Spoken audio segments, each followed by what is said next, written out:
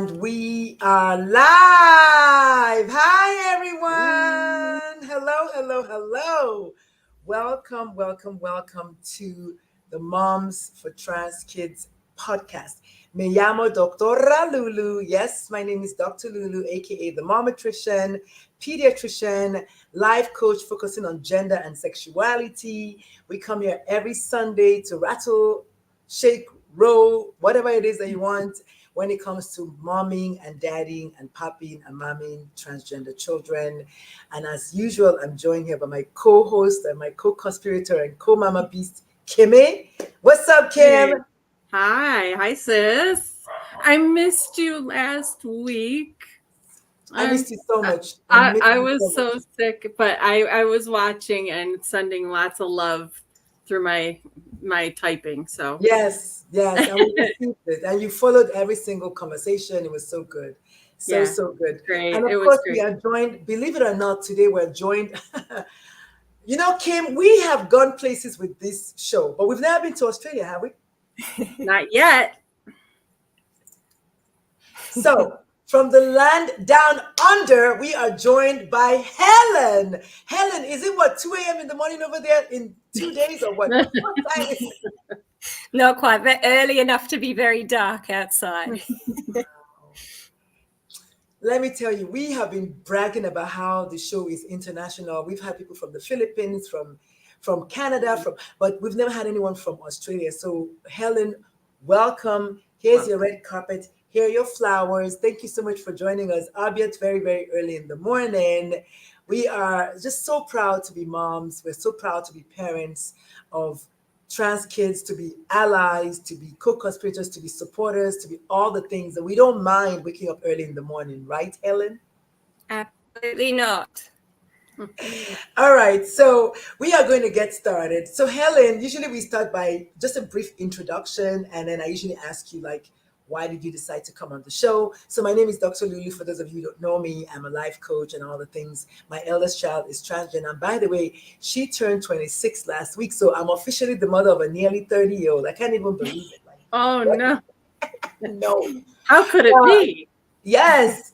So we turned 26 last week. And yes. I can't even believe it, but it happened. It happened. You have to pinch myself. And I also have made the official switch to gender and sexuality coaching. I already got one client, and I'm about to get another one. So it is happening. Oh, look at our friend of the friend of our show, our friend of the show, go. Melissa. We missed you, Melissa. How are you doing? Long time no see. Melissa prefers the 7 o'clock time, if I remember. Yes. So that's probably why we haven't seen her in a while. Melissa, we've been going live at 3 p.m. But if 7 o'clock is what works for you, we can talk about it. Anyway, what about you, Kim? Who are you, and why is you over here shaking, rattling, and rolling along with us? I'm just somebody that, considers themselves very special. So my name is Kim, and I've been kind of co-hosting here with Dr. Lulu kind of since, I don't know, a while. It's been a while since the start almost. And I have two kids that are transgender, that identify as transgender. Both were born and assigned female at birth. My oldest is 22, and he's attending college locally in the master's program for occupational therapy. So very proud of him. And then my youngest is 17 and working on their high school degree, and doing what 17-year-olds do, hanging out, getting in just enough trouble to not get in trouble, and still have fun. It pushes my buttons in all the right ways. So, I'm very proud of their journey as well. They identify as trans, masc, non-binary. So a few different labels there. Trying a lot of different things on over the last few years, but I think it's really fun to get him to see and witness him settle into his own, what's real comfortable. So I'm happy to be here. Helen, I'm so excited to have you here. Thank So you. Helen, the ball is yours. What about you? Why did you decide to come on the show? I know how we met, but they don't know how we met. So go ahead and tell them whatever you want to tell them, and then we'll get started. So, in terms of my background, I'm a clinical psychologist, but a lot of my time is spent researching, and for the last few years, almost exclusively in the area of the well-being of trans and gender diverse children and young people. And increasingly, the focus for me has been on looking at the systemic context in which children grow and thrive. And of course, nothing is more important for children in terms of protective factors than parents and caregivers themselves. For me particularly, the focus on my research has really moved towards thinking about what is positive about being the parent of a gender diverse child. And I think for me, in terms of connecting with you, Dr. Lulu, that the recognition that the parenting journey can be a really tumultuous, emotionally turbulent one, but acknowledging that there is so much strength and growth and positivity in that. It's really, for me, about refocusing the lens and the narrative for the parenting journey. And I love that message of positivity and hope. I think hope is so important for parents that we work with. Yes, because naturally, believe it or not, and I love the way Ben Green, we're going to talk about in a minute, put it today. Ben said, every time he talks to parents, they're all focusing on what we're running away from, which is, suffering, pain, rejection, ostracization, all the things. And he said, I know that. But what he wants to focus on is, rather than what we're running away from, what about what we should be going towards? We should be going towards the love and the curiosity and the joy and all the things that we can learn from our children. Because naturally, he said, and I quote, drama is what sells. If you go on Instagram or social media, you hear about all the anti-trans bills that were passed, but you never hear about all the ones that were not passed. You never hear about all the ones that were nearly and they were kicked out. People want to focus on drama and negativity naturally because that's what sells. But, we dare to go, we want to swim upstream. We want to actually talk about the joys of parenting. And not because there's no drama, but there's drama with parenting, period. I don't know any parent that say, oh yeah, try feeding your toddlers spinach. I always say that. And come back and tell me how easy that will be. So I love that your focus is also positive parenting. That is so powerful. So where would you like us to begin? Kimmy, jump in whenever you want. Where would you like us to begin? Helen? Oh, I was just thinking too, Dr. Lulu, about she had these key words in there. I was just writing like crazy, but grow and thrive. I mean, who doesn't want their kids to grow and thrive? I mean, let's face it. I mean, we can grow kids, parent kids, but to have kids that thrive, you got to push a little extra harder on the parenting skills, and you've got to brush up any way you can. So I appreciate the fact that you're studying, basically, what environments do kids grow and thrive in, All right, Helen, take it away. So what made you decide to focus on that? I guess we could start with that. Yeah, so I think in terms of my experience, certainly our team, we're based at Telethon Kids Institute in Perth. It's a youth mental health team, and it's dedicated to looking at research that focuses on strengthening the well-being and the mental health of children and young people. And increasingly, we have a real focus on LGBTQ plus young people and their families.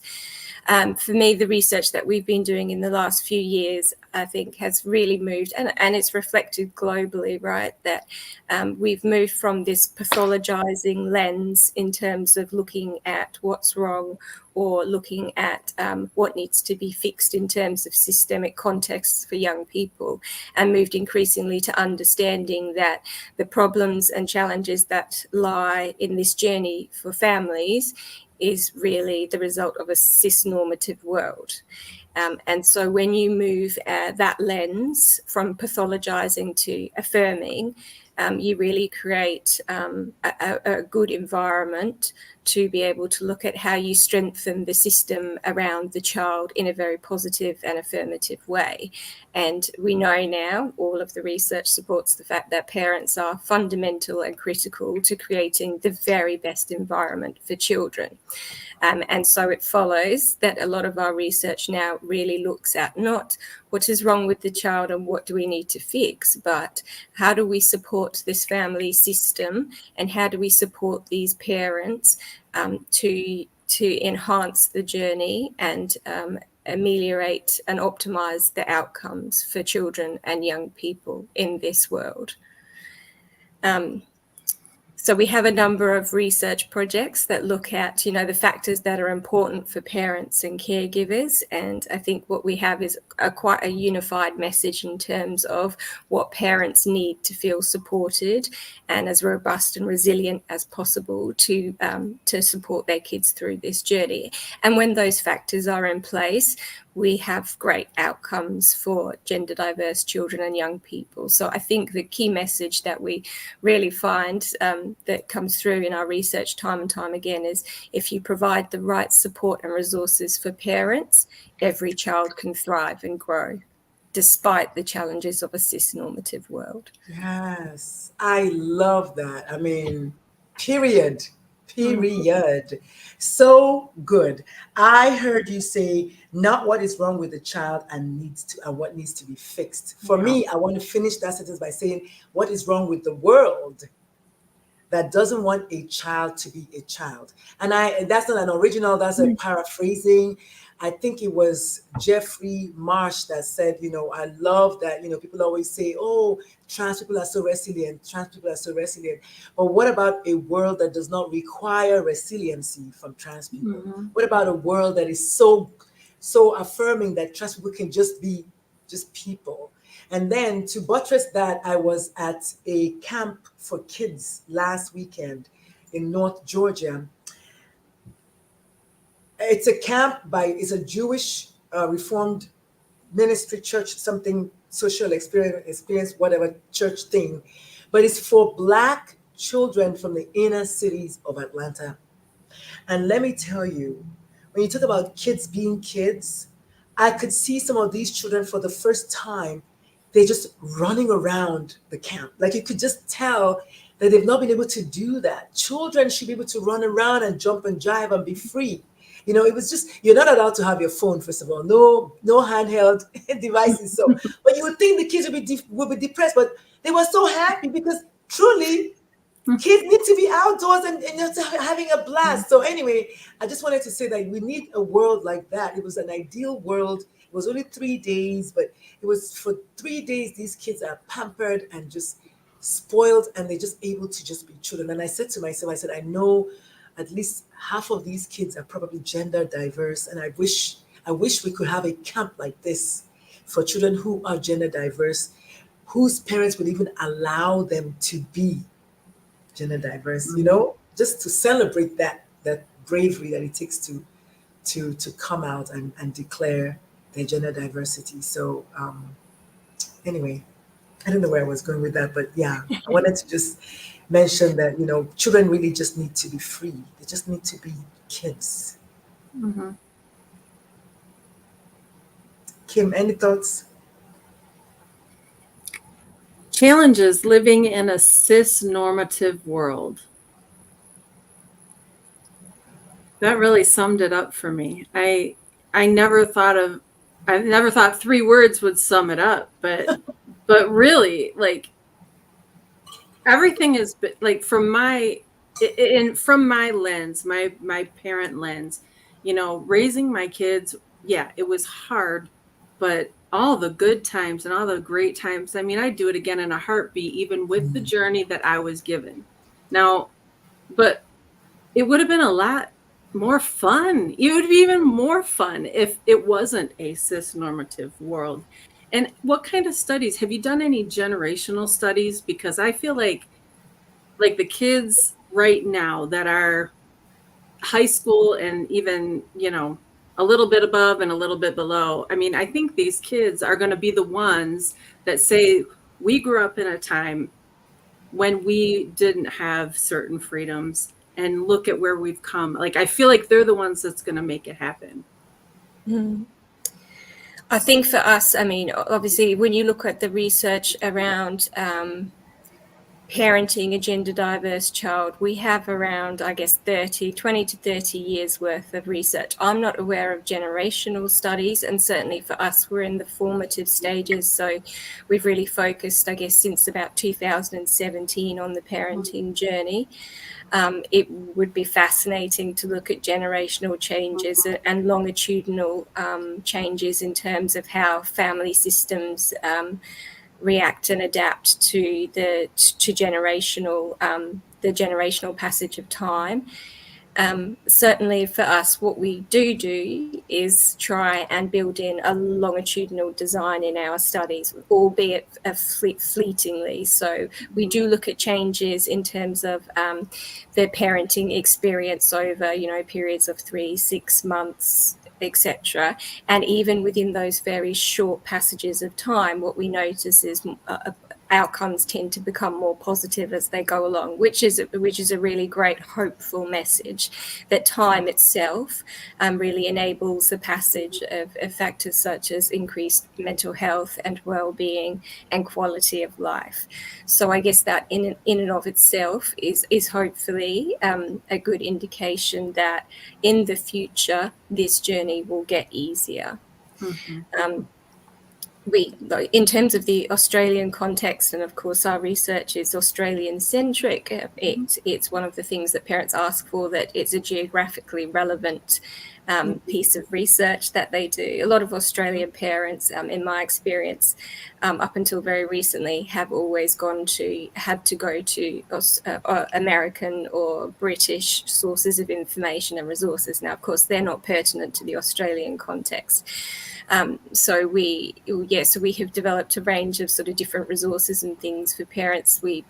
Last year we launched the Transforming Families website, which is a website hosting dedicated information and resources that we co-designed from the ground up with parents in Australia. So we're very proud that we have a platform now that is a dynamic, evolving, positive resource for parents that's very much evidence-based. It has a lot of research on it, so parents can grab good quality information and disseminate that to their sources, to their schools, to the grandparents. It has templates and scripts, how to talk to your gender diverse child, and the family system, how you prep siblings for the journey that lies ahead for them, and how you talk to schools, guides to legislation, to name changes, to some of the legal aspects of care for young people. It has a section on how to link in with community support and groups, because we know from the research that when you provide parents and caregivers with good quality information, evidence-based information, connections to peer support, and also positive representation of gender diversity, you have there the very powerful components in terms of supporting families to adapt to that parenting journey. So, and I think for us increasingly now, we understand that the focus on parents and caregivers is vital, but the family system as a whole is also something that needs to be looked at. So for me personally, my research now, and we've been very lucky to get the money to do this study, is looking and focusing on siblings of gender diverse children.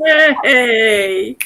What I kept hearing from parents was both a message of positivity in terms of siblings. They are my child's greatest ally. They are the ones who are in the school playground, standing up and supporting my child. But also, I worry that they are being neglected or they are invisible in terms of this journey.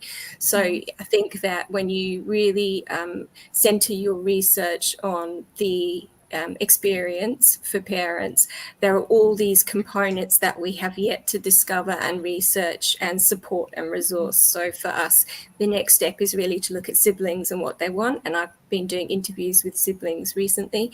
And again, the message consistently is, if you support the family, if you look at things in a very holistic context, if you hold hope, and if you really harness the power of family support, then you will get good outcomes. So the next step for us really is to start to develop custom resources for siblings.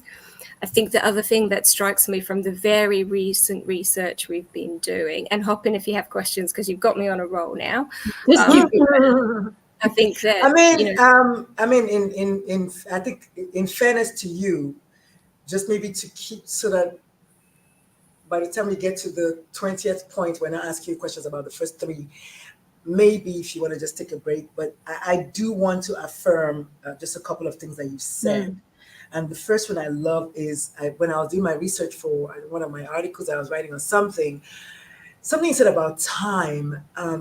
They actually said that they had found that the longer parents become, not all parents, but the longer that parents become aware that their children are transgender or LGBT, the higher the chances of the parents becoming supportive. I don't know if y'all found that. I think it was 5 years and up. So basically what they were saying is, even the parents who are not supportive right now, usually with time, they become supportive. It was more for the children to kind of maybe be a little bit more patient, because eventually their parents will come around. Not for those parents who will not come around, but for the parents who will come around. My only thing is, if you're going to do something, then do it already. So if you're already going to come around in 5 years, why allow your child to suffer for 5 years if that is a situation that you find yourself? So I wanted to mention that.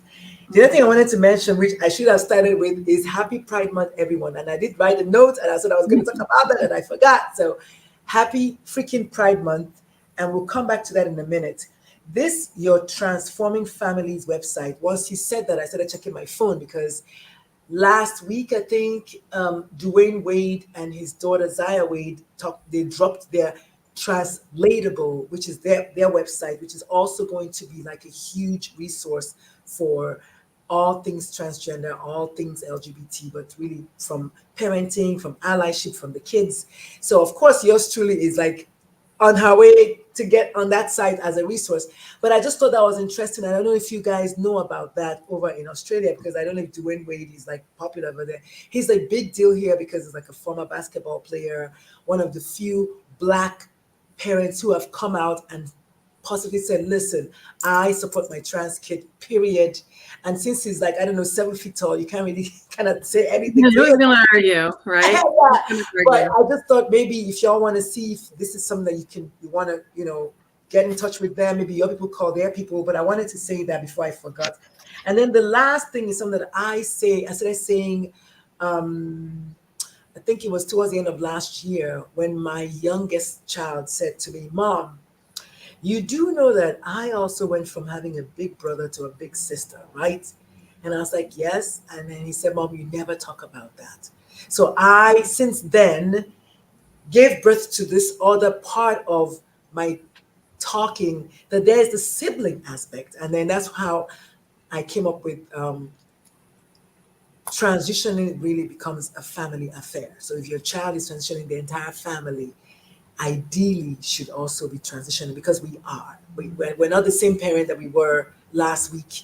We're not the same parent that we were 10 years ago. So in the discussion of gender transitioning and things like that, when the child is going through the physical or emotional, the parents, the children, the siblings are also grandparents, they're also transitioning. I thought that was so important that you mentioned that. So thank you so much for just bringing that, because I have been just like talking about that since my middle child was the one that quote unquote outed their older sibling.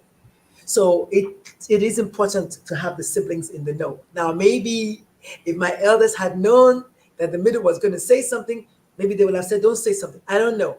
But I want to mention that the siblings' journey is very valid, and it should be talked about, because they are also, for some siblings, I mean, I've met some parents whose older siblings, I don't know, Kimmy, was he a guest or was it somewhere? I don't know. We had a parent, or I had a parent somewhere along my many, many podcasts that said, while she was affirming, her older sibling, her older children were not affirming of their younger sibling who is trans. So it's important for us to educate everybody, because the child wants their sibling to affirm them, right? So it's important to just remember that, oh my God, I could talk for it. This is, All right. Can I just add one more reason why this is very important, the work that you're doing, Helen, is, you know, I know I've told this story before on the show, but, you know, when my 7-year-old went to a sleepover and announced that, you know, they had a big brother now instead of a big sister, you can imagine what it does to a slumber party. And then what it does to the slumber party's parent hosts when, you know, when none of this is really public knowledge yet. Like, you know, what my youngest had to endure that day, you know, brought tears, anxiety, and all that, you know, because he got, you know, just hammered with questions. You know, of course they're curious, like, how does that happen? You know, so arming our, you know, not only in bringing those siblings in, but also arming them with information and responses and to questions, you know, is so important. So I just wanted to give you another angle, like even accepting and affirming siblings need help, you know? Yes. And also even, and you know, some might say arming them with responses, it's a good idea on paper, but like we always say, the adults need to get their education, you know, from other adults, right? And the children should not be like hammered, as you say. That's unnerving. That's overwhelming. Yeah. I mean, they were attacked with like all the questions, and you know, kids at that age, especially those little girls, were just like, you know. So it was. And you know what? Since I know your younger child, I can also see how that barrage of questioning, if they were not ready for it, what that would do to their own journey as a gender diverse child. It was a very traumatic event. Yeah. It was very traumatic. Yeah. Wow. So, you know, even when you think you're doing everything in the line, if you don't have resources, if you don't check your resources and see what's out there, you might never think of something like that. You know, I didn't have a little resource kit 10 years ago to help me through this journey, you know, and what you're putting together is what I needed, you know, and what our family unit needed back then. So thank you for doing that. Yeah. And like, look, every family's journey is different, right? Like you cannot put a toolkit together that will cater for every family's experience and needs. However, there are some commonalities in the journey. We know that from the research, and we always draw from the evidence base. And so I think that this is a good start in terms of, so for us, in terms of the Transforming Families site, we have those scripts and templates that can be adapted so that you can prep your sibling, so that you can talk with your sibling's teacher and say to them, hey, look, this is what's going on for the family.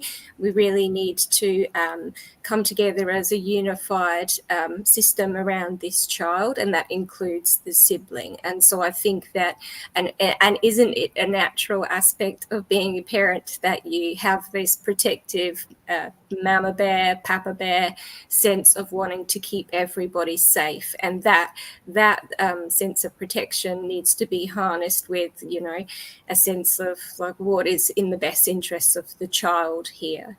And I think that when we think about the best ways of supporting gender diverse children, one of the things that I think we know is, again, a unified message from the research is, you know, follow your child's lead. Trust in the child and follow their lead. And I think that is also the case for siblings, just understanding the sensitivity and knowing what the child needs and following their lead as well. So we're certainly finding that from our research in terms of what works best for your gender diverse child. It can also be common to the experience of the sibling as well. And Kim loves research. Kim will eat up research. She always wants to know what's the research. This is so important for me. I hadn't done any research, but I just knew as a pediatrician, as a person, as an immigrant, as among all the things. But it helps to have research to support it. And I know while your research is Australia centric, I mean, people are people. So I don't know that, yeah, okay, it wasn't done in my village in Nigeria. Honey, if your child is trans, your child is trans. I mean, it's the same experience that the child who's transgender is getting. In a country like Ghana, which last month or 2 months ago banned the existence of being LGBT, and I know Nigeria is not too far behind, that just gives me, I don't know how to respond to that. It's just bizarre because you can't stop people from being who they like. How do you make a law against being a woman or a law against being Black? I mean, you can't outlaw nature. I don't get it. But there are people who think this way. So I appreciate the fact that we have research, and hopefully I pray, knock on wood, that your research will get, blown out of proportion, literally, so that people can hear about it and maybe connect with these translatable people and see where this can take you, because this is so important. This is what we've been talking about on this show. We've been suspecting, we knew it. We knew that the siblings matter. My second TED Talk is titled Let the Children Lead, Parenting as Students. Like literally, so we've been thinking about this for a while. So thank you so much. We are at the bottom of the show. So usually at the half-hour mark, we just kind of give flowers to any sponsors that we have.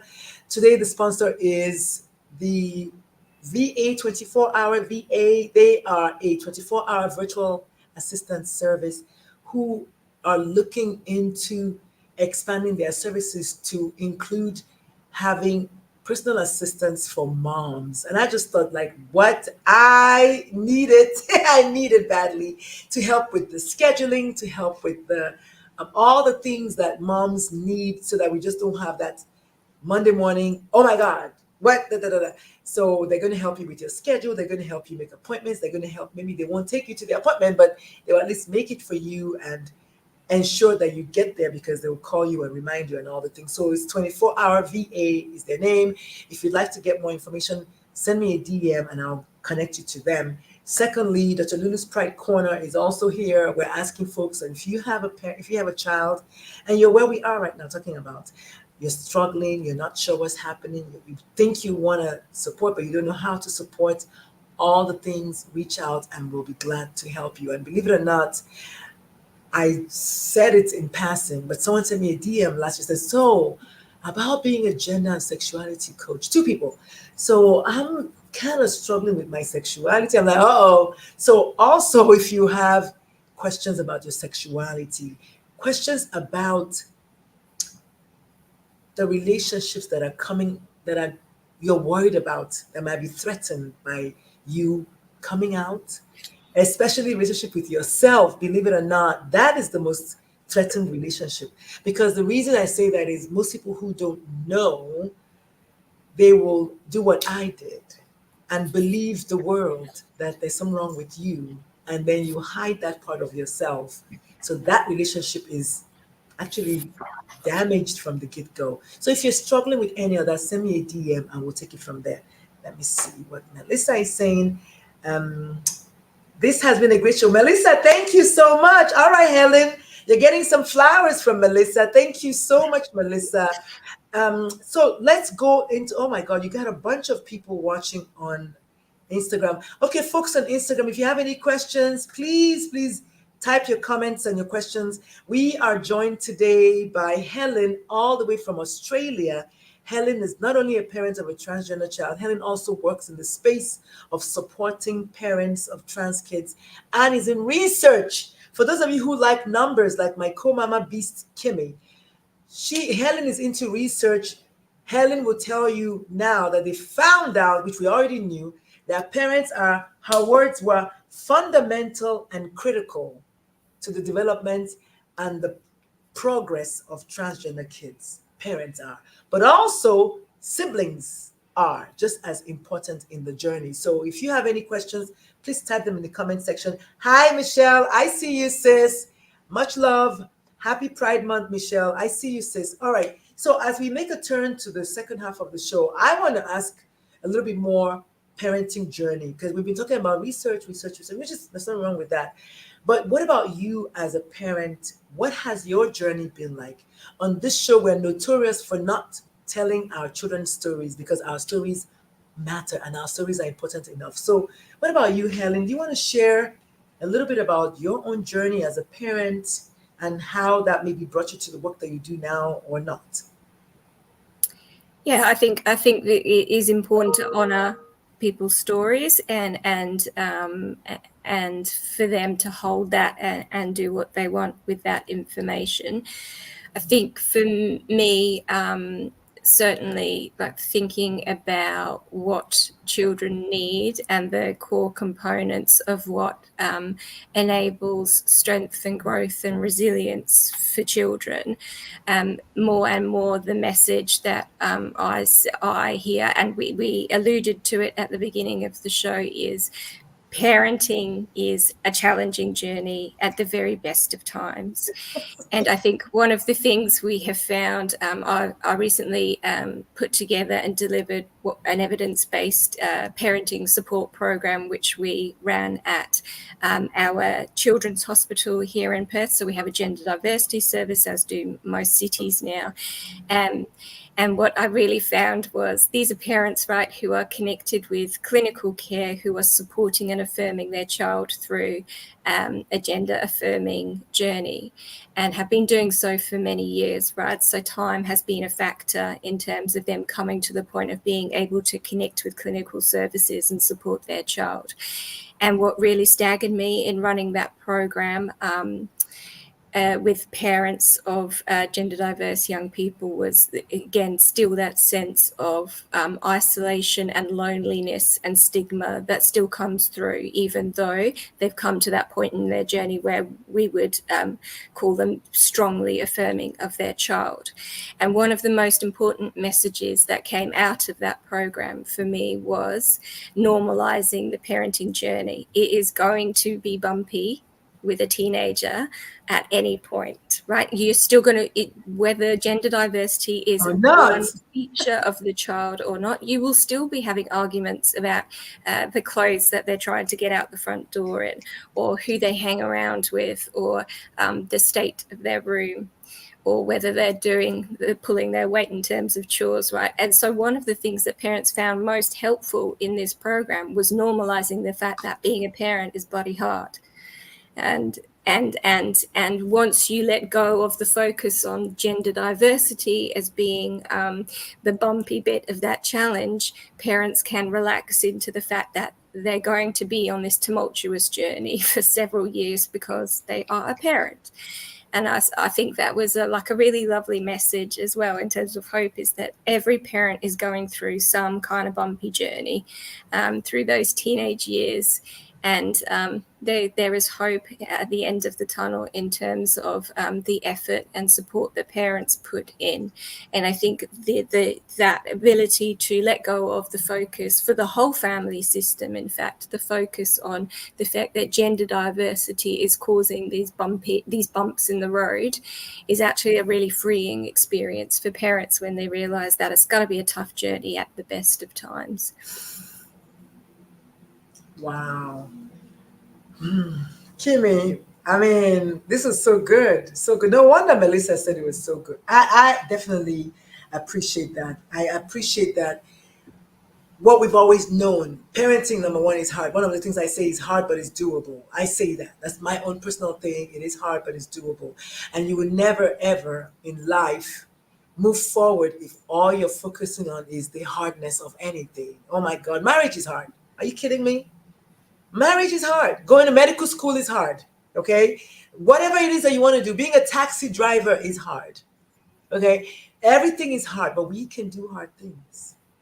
And because we can do hard things, according to John Maxwell, you learn how to do hard things so you can get the skills to do harder things, people. It doesn't get easier. I was like, what? He said, no, you're learning how to do hard things so that you can do harder things. Yes. So yeah, if you think raising a toddler is hard, try raising a teenager. If you don't believe that, try raising an adult child who's getting married, who got their own baby mama and all the things. So it's always going to be hard, but if you focus on the hardness of it, you'll miss all the joy, all the curiosity, all the learning, all the fun. And isn't that what they tell us all the time? Just yes, just because it's hard doesn't mean you're going to just say, oh, everything is hard, because nothing is 100% hard. Nobody would have done it, but everything has been done before. We've even gone to the moon. So yeah, we can do hard things. All right. I want to ask, before I open it up to Kim, I want to ask, what are the attitudes? Because in America, where we live, which I spell with 3 Ks, the attitudes towards the LGBT plus community, if you watch the news or look on social media, you will think that the attitude towards the LGBT plus community was negative. That is the overarching message that they want us to believe. But studies have shown that majority of Americans actually don't give a fuck about people's gender and sexuality and just want people to just be left alone. What is the attitude in Australia with regards to the LGBT community just overall? Because I don't, I'm truly asking because I don't know. Look, I think in the Australian context, the global influences are evident in terms of that continual battle to challenge what are unfair and unjust legal pushes and societal pushes in many ways to constrict what is a natural part of human diversity. What I would say is we also have a very strong focus in terms of community advocacy and professional organisations that push back against anti-trans rhetoric. And I certainly find, like with the colleagues that we have around the country, that really sticking to evidence-based affirmative messaging has been helpful in terms of standing up to counter attitudes. We are in a country where we only legalized gay marriage several years ago, so there is that sort of conservative aspect to some of those societal influences. And of course, globally, we have also seen a lot of coverage in the media of whether children should even be allowed to access gender-affirming care with the Cass review over in the UK.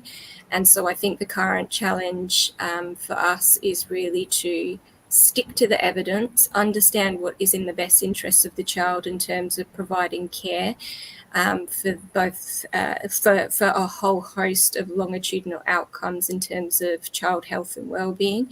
And I think that when you stick to the evidence, which very strongly indicates you need to support the child, you can't go far wrong with that. People can have their opinions, right? But facts and data really reflect what we know to be the best pathway for kids, and that is following their lead and providing the care and support that they need. I agree. Kimmy, any words? I just like I said before, I just think of how life-changing it would be to know this stuff in advance. So when I go back 10 years ago, you know how I am, Dr. Lulu, as far as like doing my little from home research, I'm following what every professional I could find, told me to do, the social worker, the pediatrician, the therapist, the child psychiatrist, and then we moved on to the endocrinologist. And, it's a journey. It's meeting a bunch of professionals that know way more than me.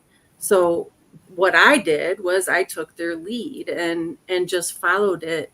And was it blind? Yeah, because I had never run into this before. Yes. I was hell-bent on making sure that if there's any other moms that were behind me, coming up into the same journey, that it would be easier. So let's talk about it. Let's normalize it. Let's focus on the positive.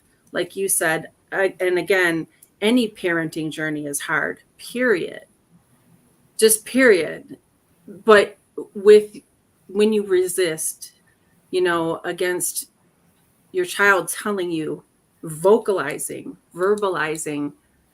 how they feel and who they are, you can't really deny that if they're telling you who they are.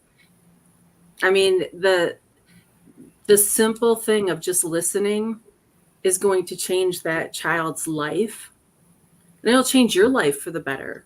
So the resistance I'm finding, from other parents, the more they resist, the harder their journey is. Yes. It's like, just love your kid. Just love your kid. Just love them through this, and it'll be all right. Your kids are okay. And maybe even love yourself more, because I find that Yeah. the struggle is, as I always say, is the person that needs to be accepted is always going to be self, right? When it comes to parents, you have to accept yourself so that you can affirm your kid, because they're two different things. So the journey of acceptance is the parents. I love that. Absolutely. I think it brings to mind two very recent pieces of research that we've been working on, looking at the positive aspects of being the parent of a gender diverse child. And I think that focus on looking at things through a non-pathologizing lens, as I said earlier in the show, in terms of thinking about the challenges inherent in parenting in a cis-normative world, but what is the growth from that bumpy journey? And so we have this really lovely data. Some of it has recently been published, again, to focus on Australian parents, but we asked, I think it was a sample of around 134 parents, one question, and that question was, what's great about being the parent of a gender diverse child? And we got such lovely data from that. And I think when we looked at that, when we analysed that, the responses on that survey, what we found was by far the biggest factor that parents talked about was personal growth. So they talked about becoming more informed as a person, more open-minded, challenging their own beliefs, thinking about their own identity, becoming an advocate, which isn't for everybody, but for a lot of parents, they moved into advocacy and allyship and found a power that they had never known before in terms of standing up for the community. And I think that really speaks to what you were talking about, which is, I don't want the parents behind me to have to go through this arduous journey if I can help it. So the courage that parents find in the face of adversity, to make sure that other parents have a smoother journey behind them was a really strong message. But also experiencing the strengths of the child, right? And parents talked about seeing their child in a totally new light in terms of the courage that they were showing through the journey, having their child as their teacher, which again, everybody is different, but for some parents, some kids really value the ability to be able to teach and lead the family in terms of what they need and how they view identity. The caring qualities and the resilience and honesty of the child, just these lovely core qualities that really come to the fore through this journey. And also positive improvements in parent-child relationships. I think that's a real message to enhance in terms of hope for the future, that life is bumpy. There is fracture and repair in every relational bond. But for many of these parents, what they found was through all the challenges that they came out with a much, much stronger, closer relationship with their child. Yes. And that's themselves. Yes.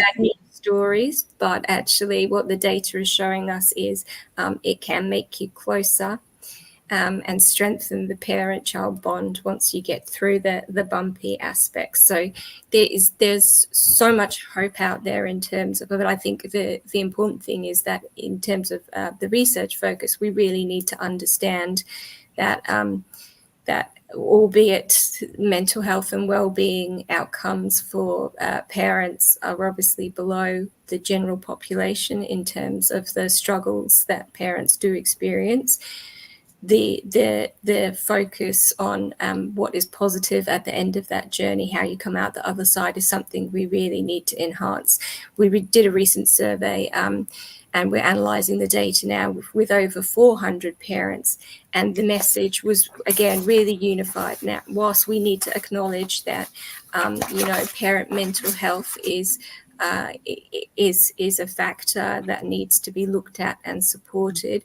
When you look at the positive qualities that come out of the journey, again, the ability, personal growth, the ability to self-reflect, the development of even more compassion. And I think a really lovely statistic to sort of end on in terms of those positive aspects is we found 68% said having my kid has improved the quality of the parent-child relationship through this journey, and 55% said my life has greater purpose because of my child. Now, those are just lovely statistics. Facts.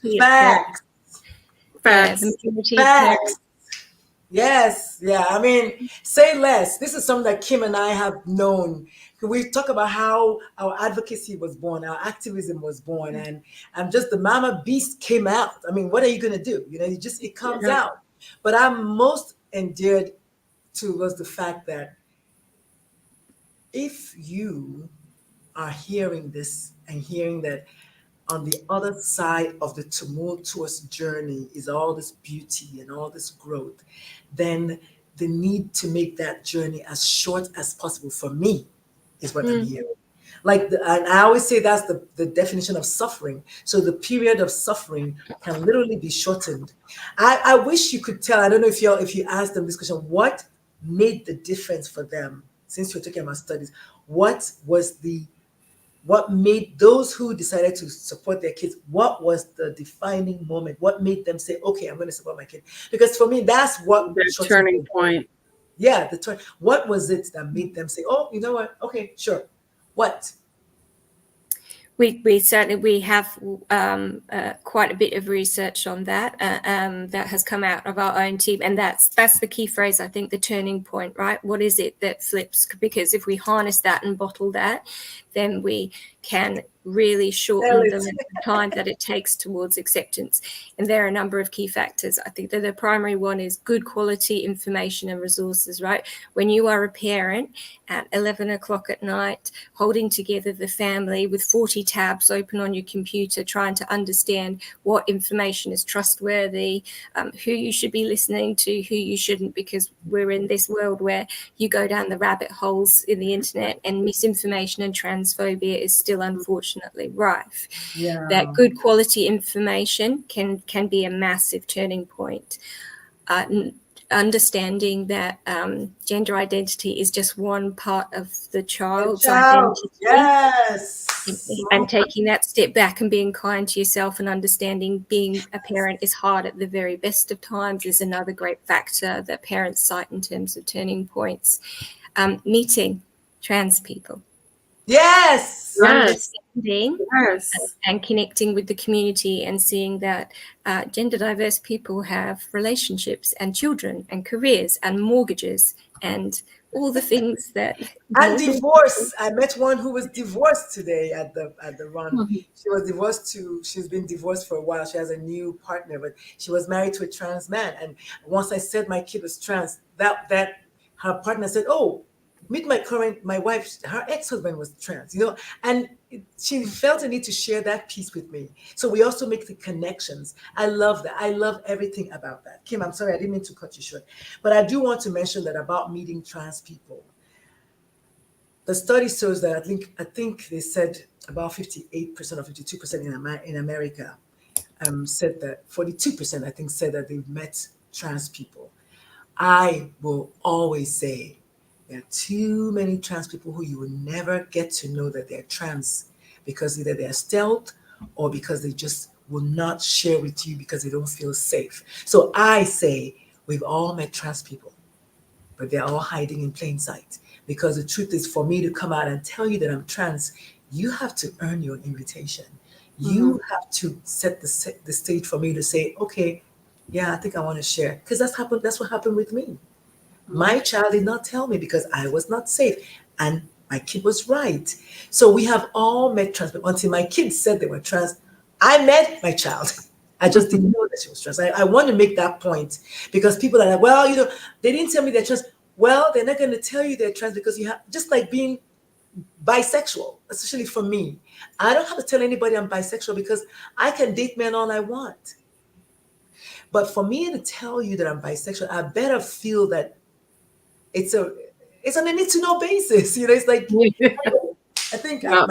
I made my point. Kimmy, go ahead because we're rounding up. Oh my God, this has been so good. It's so good. This has been a great show. And the number of times that you have said what the data is showing has just made my heart flutter. So thank you so much for bringing the facts and bringing the data. I mean, we have two doctors on the show, guys. Like let's get with the program. Let's support this research. Let's support each other and support our children. I mean, they need us. They need us going into young adulthood. It's not 18 and you're done. Not on this journey. It isn't, at least not that I can see. Not on any journey, really. Your kids are always going to be your kids are always going to be your kids. Yeah. But the whole, let's learn together, and the growth that I have had over the last 10 years has just been, I thought I was done learning. I thought I was done. I kind of was getting settled in my career. I was done with school. Got my degrees. I'm good. Man, I didn't know I was going back to school. For a PhD. Wait, PhD. Not, yes. I know, Mama Beasting. Yes, 101. Yep.